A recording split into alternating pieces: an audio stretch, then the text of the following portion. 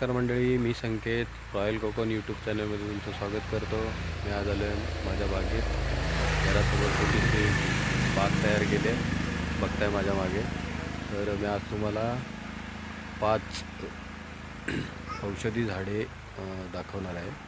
तर बघूयात थोडक्यात। प्रथमतः आपल्या सगळ्यांना माहितीच आहे की गवती चहा किती उपयोगी पडते। ती हे गवती चहामध्ये, कोऱ्या चहामध्ये जर गवती चहा टाकली तर चहाची मजा खूप छान येते। सर्दी खोकल्यासाठी हे खूप उपयुक्त आहे।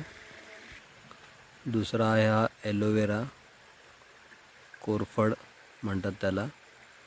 तर त्याचा उपयोग आहे की आपल्या केस स्मूथ करण्यासाठी किंवा केस गळती होत असेल तर त्याचा उपयोग जास्त होतो। मित्रांनो, तिसरी आहे ही सुरफीन। लहान मुलांना खोकला झाला असेल, सर्दी झाली असेल तर त्यामध्ये ह्याचा वापर खूप प्रमाणात केला जातो आणि छान औषधी वनस्पती आहे ही। चौथी आहे तुळस।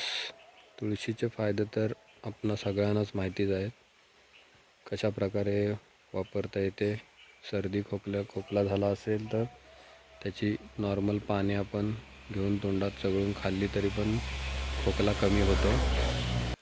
पाचवी आणि शेवटची वनस्पती आहे मित्रांनो, हे पानफुटीचं झाड, पानापासून तयार होणारं झाड आहे। याचा उपयोग मूतखड्याला, कोळी, ही जी कोळी पानं आहेत ती अनवशेपोटी खायची असतात, तर त्यावरती हे उत्तम गावठी औषध आहे। अशा प्रकारे मित्रांनो 5 प्रकारची आपण औषधी वनस्पती बघितली। तर व्हिडिओ बघितल्याबद्दल धन्यवाद।